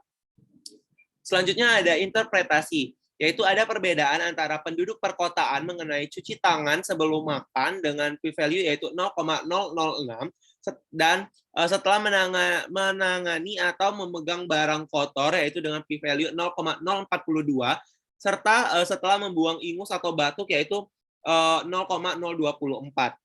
Selanjutnya itu peserta pedesaan menunjukkan teknik mencuci tangan yang benar dengan nilai P signifikan secara statistik 0,015. Teknik cuci tangan yang benar secara statistik berhubungan dengan pendidikan ibu, anak dengan P 0,001. Dan sedangkan untuk pendanaan, yaitu dalam penelitian ini tidak menerima hibah dari institusi atau perusahaan atau universitas manapun. Selanjutnya yaitu ada dampak psikologis pandemi COVID-19 pada tenaga kesehatan, studi cross-seksional di Kota Pontianak. Yaitu pada judul dan abstrak, judulnya penggunaan judul jurnal sudah tepat sesuai dengan tema yang diangkat dan mudah dipahami. Untuk latar belakang sudah jelas memuat permasalahan yang melatar belakangi penelitian. Pada tujuan, isi dari tujuan penelitian ini sudah dicantumkan dengan benar. Metode penjelasan tentang metode penelitian yang digunakan pada penelitian sudah jelas dan memuat secara keseluruhan, serta hasil sudah dicantumkan secara jelas dan mudah dipahami pembaca. Untuk kesimpulan sudah dimuat, akan tetapi juga tetap tidak dicantumkan atau disertai dengan saran. Untuk keywordnya, pencantuman kata kunci pada jurnal sudah sesuai. Latar belakang sudah dilengkapi dengan data-data penunjang tentang angka kejadian COVID secara global maupun angka kejadian di Indonesia. Akan tetapi, pencantuman referensi tentang masalah psikologis pada petugas kesehatan selama pandemi COVID-19 masih sedikit dan kurang jelas. Tujuannya ialah tujuan penelitian selain dicantumkan pada bagian abstrak juga dicantumkan di bagian pendahuluan, di mana tujuan penelitian ini adalah untuk mengetahui dampak pandemi COVID-19 pada masalah psikologis pada tenaga kesehatan di Kota Pontianak. Untuk desain studi yaitu dicantumkan pada jurnal ini adalah cross-seksional dengan menggunakan media sosial dengan platform Google Form. Sistematika penelitian sudah tercantum dengan jelas. Lalu untuk setting, lokasinya berada di Kota Pontianak, pengumpulan data selama 6 hari. menggunakan media sosial dengan platform Google Form, responden yaitu tenaga kesehatan seperti dokter, perawat, dan tenaga kesehatan masyarakat yang diundang menjadi partisipan sukarela dengan mengisi survei online. Populasi ialah seluruh petugas kesehatan di Kota Pontianak, tempat petugas kesehatan yang bekerja di fasilitas kesehatan yang ada di Kota Pontianak. Untuk variabelnya, variabel independen dampak psikologis pandemi COVID-19 dan variabel dependennya ialah tenaga kesehatan. Untuk sumber data yaitu sumber data dan pengukuran data menggunakan kuesioner yang mengukur masalah psikologis. Lalu ada biasnya yaitu tidak tercantum bias yang dapat terjadi selama penelitian. Untuk studi size yaitu ada populasinya seluruh tenaga kesehatan, sampelnya yaitu rumus besar sampel minimal, dan teknik pemilihan sampel yaitu consecutive sampling. Variabel kuantitatifnya variabel berbentuk kuantitatif. Untuk metode statistik yaitu analisis univariat dan analisis bivariat. Uji Pearson digunakan untuk mengetahui korelasi antara masalah psikologis. Untuk peserta atau responden, jumlah responden dalam penelitian ini sebanyak 384 orang petugas kesehatan. Outcome-nya telah dicantumkan outcome pada tabel-tabel. Lalu keterbatasan tidak mencantumkan keterbatasan penelitian, pendanaan juga tidak tercantum. Untuk interpretasi ini bisa dibaca. Lalu ada temuan utamanya, tenaga kesehatan yang bekerja menangani pasien positif COVID-19 cenderung lebih tinggi mengalami kecemasan, depresi, dan insomnia dibandingkan dengan yang tidak. Hasil utama yaitu masalah psikologis umum muncul pada petugas kesehatan selama pandemi COVID-19, diantaranya kecemasan, depresi, dan insomnia. Sebelumnya pada checklist telaah kritis TROBE ini sebenarnya ada 22 instrumen atau 22 poin, namun di sini kelompok kami ada beberapa poin yang kami rangkum sehingga kami menghasilkan 18 poin. Mungkin itu saja presentasi yang dapat kami sampaikan dari kelompok 4 tentang telaah kritis jurnal cross-seksional. Apabila ada kesalahan kami mohon maaf, kepada Allah kami mohon ampun. Wabillahi taufiq wal hidayah. Wassalamualaikum warahmatullahi wabarakatuh. Waalaikumsalam warahmatullahi wabarakatuh. Baik, selanjutnya yaitu ada dari kelompok 5 dari kelas sore kepada kelompok 5 dari kelas sore, dipersilakan. Ada Mbak Susanti, Mbak Susi, Pak Sutari, Mbak Safriana, Pak Safrianto, Mbak Sofia Ningsi, dan lain-lain, dipersilakan.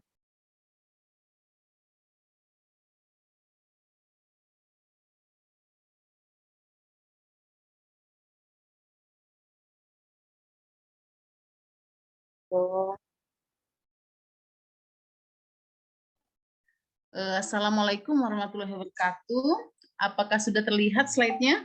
Sudah, Mbak. Sudah, Bu. Baiklah, kami akan membacakan PPT dari kelompok kami, kelompok 5. Di sini adalah tugas mata kuliah epidemiologi intermediate, telaah kritis jurnal kualitatif. Di sini disusun oleh kelompok 5 dari 14 peserta yang nama-namanya sudah tertera dalam slide ini.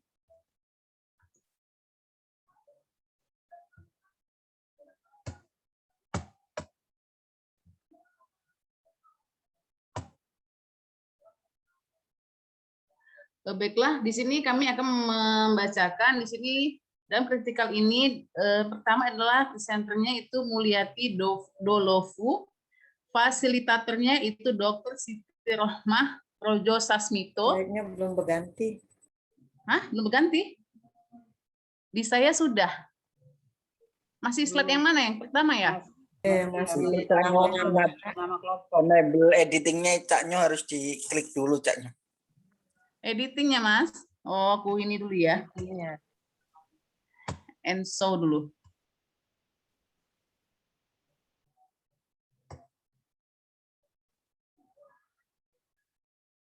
Sebentar.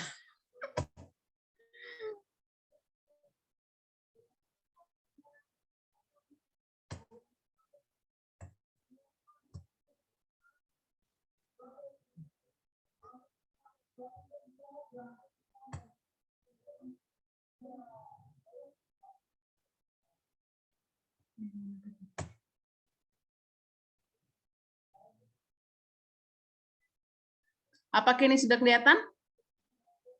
Belum. Belum, Bu. Belum? Belum. Belum, Bu. Apa sinyal saya ya? Mungkin Yang lain di-share. ya mungkin kelompok bisa ini kayaknya sinyal saya deh. Saya di sini sudah ada tampilan slide-nya. Oke, sebelum silakan share slide ya. Tim silakan nanti mengupload video presentasi di kelas. Jadi yang sudah terrecord hari ini, yang sudah presentasi, nanti silakan di-cut sesuai dengan masing-masing ya.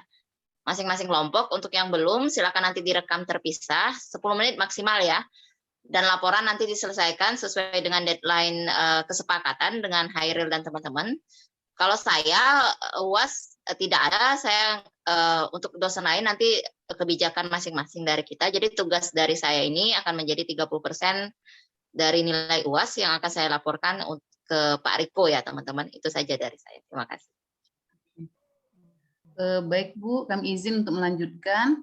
Mbak Ulmi ya, ininya ya, yang share-nya ya. Ya Bu, ya Mbak. Oke, saya lanjutkan ya. Di sini kami kelompok 5 membahas tentang metodologi dan kelemahan metodologi penelitian kualitatif. Di sini penelitian ini merupakan penelitian evaluasi dengan sequential mix. Metodenya itu fase 1 meliputi self-diary report yang diisi oleh fasilitator klinik dan e-survey yang dilakukan kepada mahasiswa dan bidan. Paper ini menjelaskan tentang fase 1 dari penelitian ini yang meliputi self-diary, survei, dan adapun kelemahannya itu dalam jurnal ini antara hasil yang diperoleh baik secara kuantitatif maupun kualitatif masih terkesan terpisah dalam interpretasi hasilnya. Next. Mbak Umi, next. Ya sebentar Mbak, macet. Oh, kayaknya sinyal juga ya. Bentar ya. Macet bukan di tol be, silakan lanjut Pak. Close nih.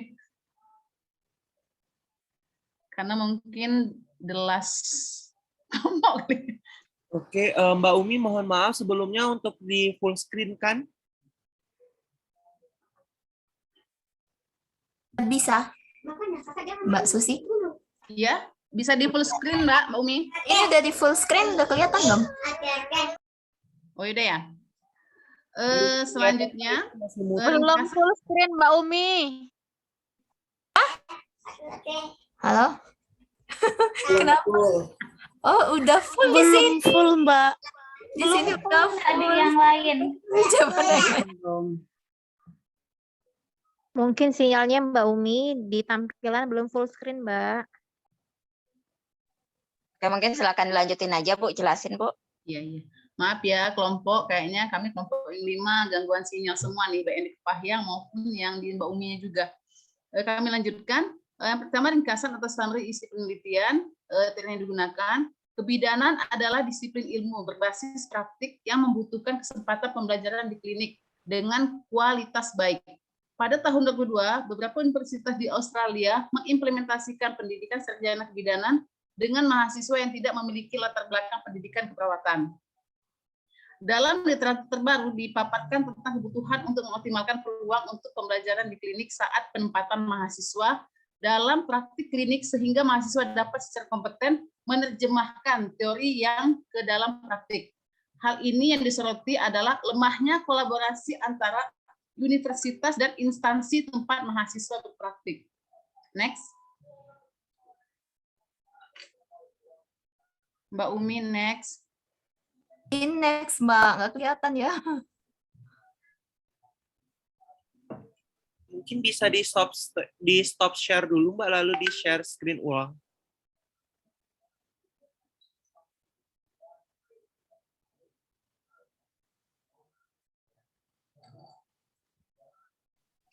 Mungkin dikirim ke Hairil aja, nanti Hairil yang share. Oke, silakan lanjutkan Bu.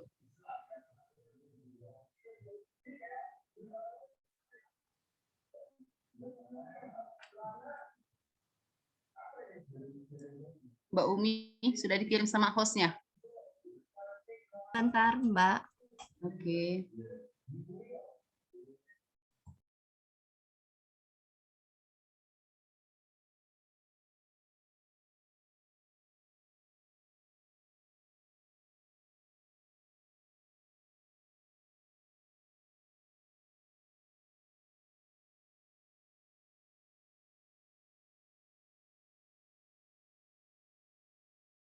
Sudah Wan di WA.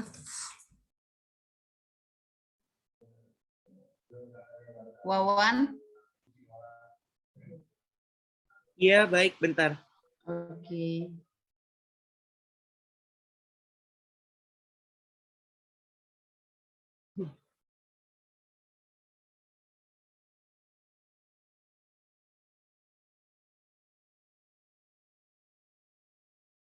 Apakah udah kelihatan?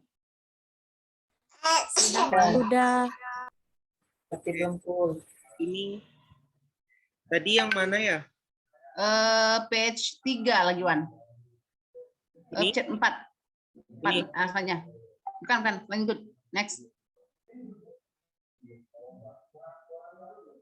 Ya, ini ya. Oke, silakan. Yang pertama, summary hasil telaah kritis. Critical appraisal dari jurnal ini menggunakan Mixed Method Appraisal Tools MMAT 2016 dengan 17 pertanyaan yang disertai jawaban berdasarkan penelitian presenter. Pada nomor pertama, the question-nya, are there clear research question? Di sini jawabannya yes. Pertanyaan dan penelitian ini tidak dijelaskan secara eksplisit, akan tetapi dapat diketahui dari tujuan penelitian ini. Statement in the journalnya, the aim of this study was to evaluate the three different clinical facilitation models, particularly in relation to the quality of the clinical placement and key stakeholder satisfaction. Next.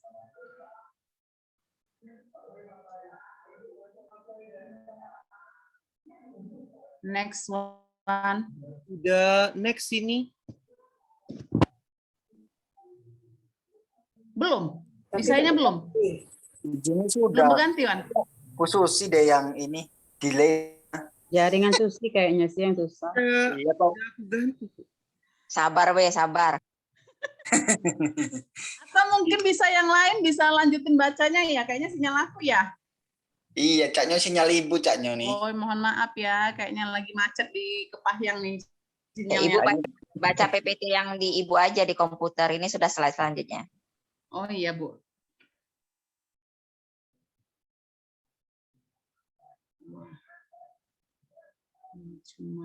Tim lain yang mau bantu silakan juga.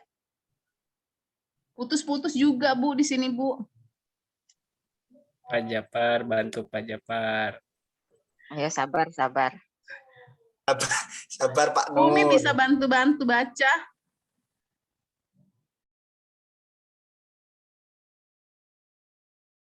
Kalau S2 sudah UAS ya? Atau belum ya? Belum Ibu, tapi kami ada beberapa yang dosen nggak ada UAS lagi Ibu. Ngambilnya dari tugas. Tugas ya?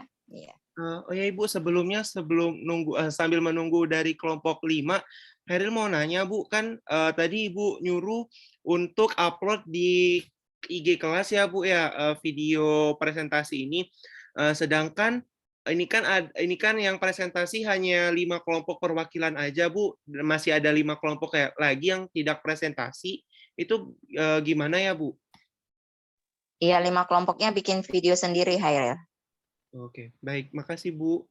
Maaf ya, waktu kita terbatas, jadi yang lainnya di waktu masing-masing, tapi dikomentarin semua kelas di IG ya. Baik, Ibu. Mungkin kami bisa dilanjutin sama Pak Safrianto ya, bisa dibantu baca.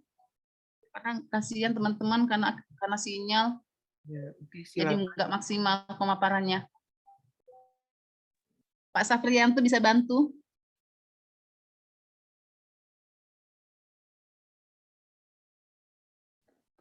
Kecilnya ya di sini nampak.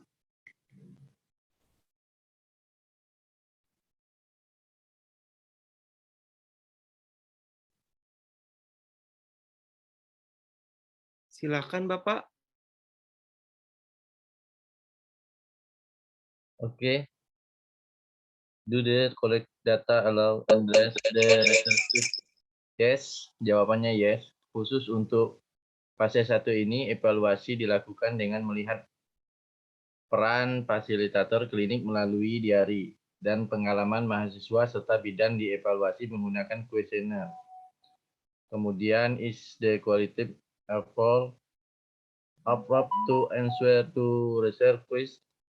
Jawabannya yes, penelitian ini bertujuan untuk melakukan evaluasi terhadap implementasi model fasilitasi pembelajaran sehingga pendekatan kualitatif sesuai untuk menjawab pertanyaan penelitian.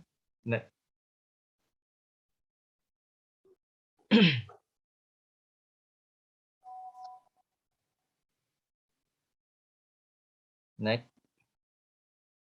Baik, sebentar Bapak.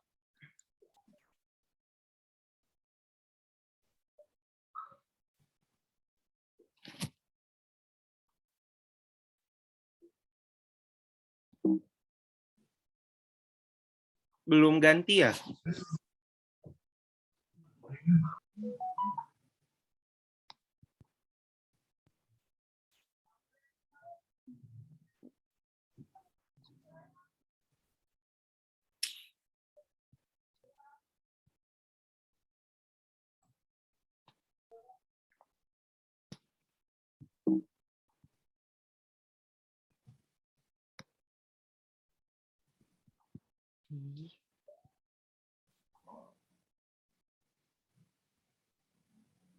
Silakan Bapak. Iya. Is the interpretation of resource? Jawabannya yes. Pada survei yang dilakukan kepada bidan, muncul 5 tema yang berhubungan dengan tantangan yang dialami bidan saat melakukan supervisi pada mahasiswa dan dimunculkan dalam bentuk votasi dan penjelasan singkat. Pada survei mahasiswa dikarenakan sangat sedikit dari mahasiswa yang memberikan komentar tambahan, sehingga hanya dipaparkan secara umum terkait masukan mahasiswa tentang pembelajaran di klinik. Next.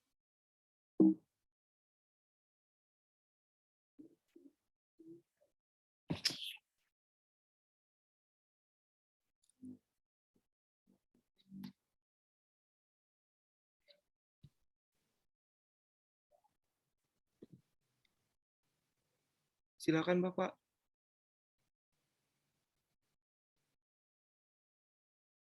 Is there concentrate between qualitative data set collection, analysis, and interpretation? Jawabannya yes. Untuk fase 1 ini, sumber data berasal dari fasilitator klinik, bidan, dan mahasiswa. Pengumpulan data dilakukan dengan diary dan e-survey. Untuk analisis dilakukan dengan teknik pengkodingan dengan analisis menggunakan software, serta analisis tematik. Khusus untuk survei interpretasi data menggunakan kutipan. Is the sampling strategy relevant to address to research question? Jawabannya yes.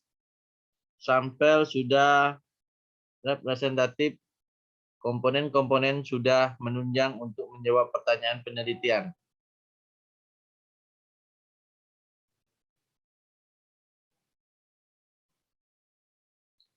Is the sample present of the target population?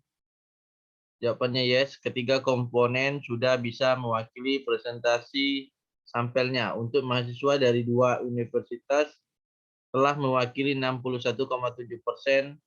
Untuk bidan, N sama dengan 149 dari 5 lahan praktik dan 8 orang fasilitator klinik yang merupakan presentasi dari ketiga model fasilitasi tersebut.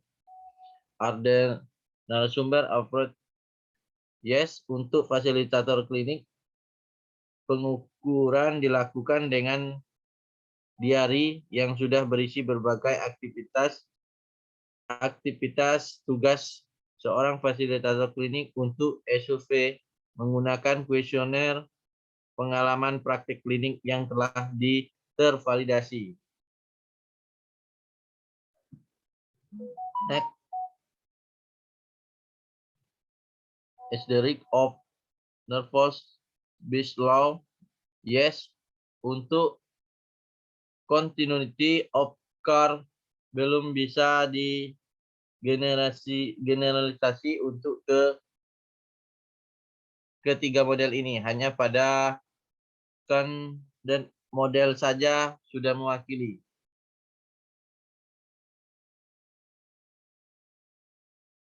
Is the state analysis of fraud to answer the research question?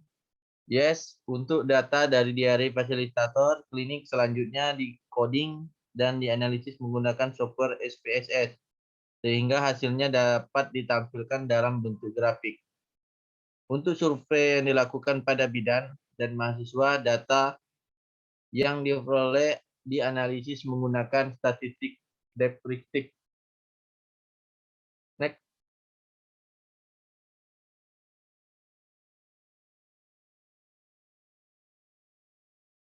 Next.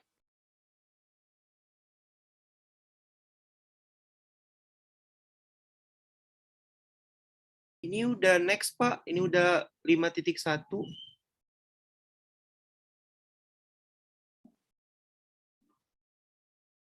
Udah berubah? Belum.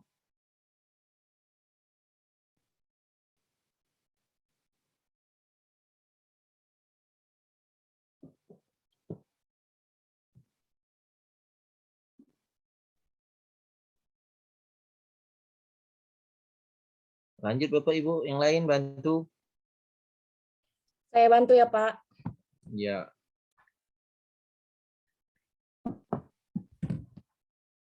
Ya. Ini udah di full screen, Mas Wawan? Udah ya? Oh ya. Baik, saya izin melanjutkan poin 5.1. Is there an adequate rationale for using a mixed methods designed to address the research question?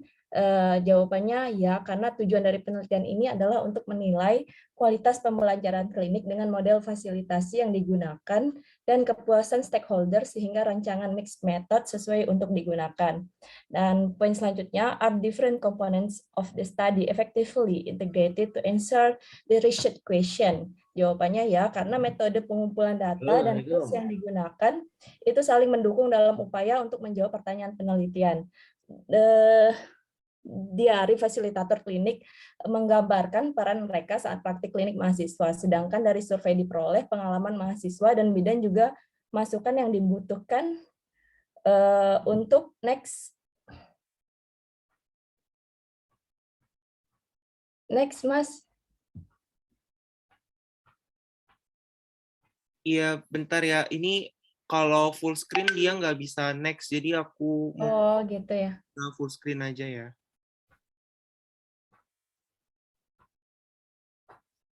Untuk yang poin selanjutnya 5.3 ada the output of the integration. Bentar Mbak. Iya. Ini masih ada yang kelok itu.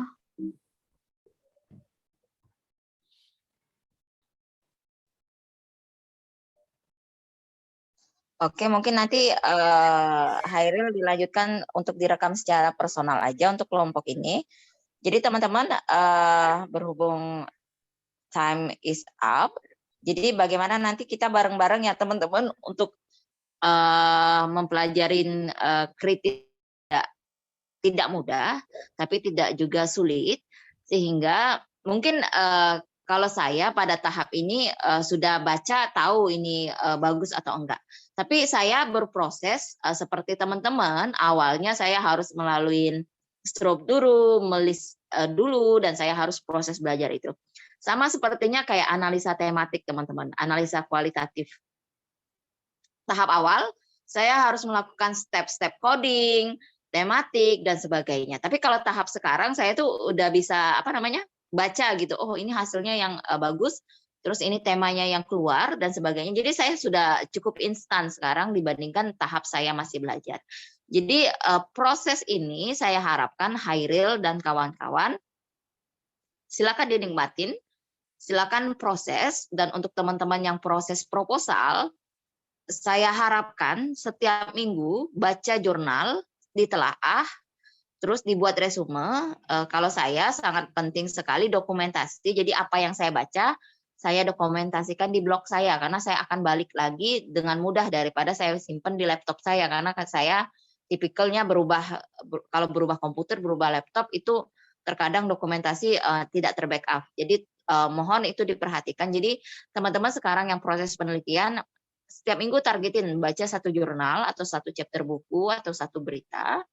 Lalu telaah ini bagus nggak sih, kelemahannya apa sih jurnal ini, misalnya sampelnya kecil, atau kata teman-teman kelompok Bu Heni tadi bias, atau apa kekurangannya, karena itu akan menjadi kritik kita untuk research gap ketika teman-teman nanti nulis, ngapa sih aku melakukan penelitian yang sama dengan desain yang sama dari penelitian sebelumnya, itu tolong dipelajarin, dan di resume, sehingga teman-teman kalau saya menulis itu mudah, kalau kita ada bank resume, bank yang kita baca, tapi yang perlu teman-teman lalui sekarang adalah bank yang dibaca itu dibaca dengan kritis, itu yang kita harapkan. Saya balikan ke Hairil untuk closing, dan jika ada kesimpulan dan sebagainya, silakan Hairil.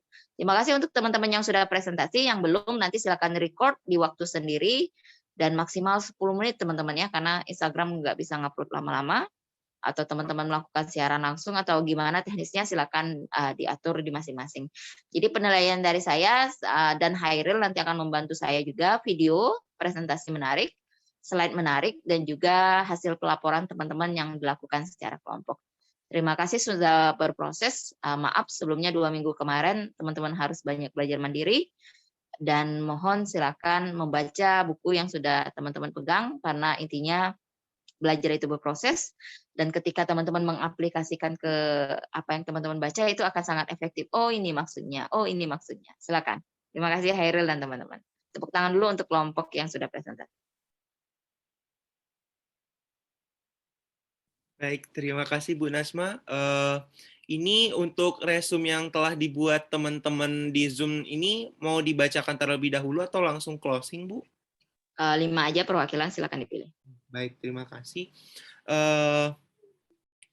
Ini ada dari Ibu Nesi Sulung. Untuk melakukan publish jurnal, langkah pertama maka kita sudah harus memenuhi semua isi checklist sesuai dengan desain penelitian yang kita gunakan. Ada dari Ibu Sri Yunida, telaah kritis adalah cara untuk mengkritisi hasil penelitian secara ilmiah sekaligus menilai kebenarannya. Ada dari Pak Jafar Arifin, menggunakan tools untuk melakukan telaah jurnal. Ada dari Mbak Dian Kartika, panduan checklist telaah kritis baik studi observasional maupun kualitatif penting untuk menjadi panduan peneliti ataupun membaca dalam mengevaluasi jurnal secara lebih efektif. Sesuai dengan panduan checklist, apakah terpenuhi semua ataupun ada yang kurang. Ada dari Ibu Heni, Strobe adalah salah satu jenis checklist observasional untuk mengkritisi jurnal. Terdapat 22 poin yang ditelaah pada penelitian kualitatif, tetap memperhatikan research onion. Baik, itu pendapat dari teman-teman semua. Jadi kalau bisa ditarik kesimpulan,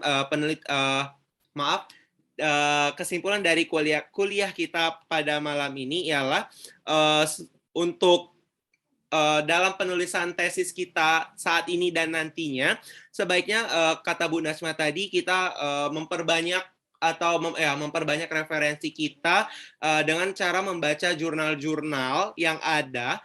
Namun bukan hanya dengan membaca jurnal itu saja, kita harus mentelaah dengan baik dan benar jurnal-jurnal yang ada yang akan kita jadikan sebagai referensi kita. Dengan telaah yang dapat kita lakukan ialah salah satunya dengan telaah kritis menggunakan checklist yang sudah ada, baik itu Strobe, Cortex maupun checklist dari yang lainnya. Baik Ibu, mungkin itu saja perkuliahan kita pada malam hari ini. Kurang lebihnya saya mohon maaf. Kepada Allah saya mohon ampun. Wabillahi taufiq wal hidayah. Wassalamualaikum warahmatullahi wabarakatuh. Waalaikumsalam warahmatullahi wabarakatuh. Terima kasih Ibu. Terima kasih teman-teman. Terima kasih Ibu. Terima kasih teman-teman doanya juga.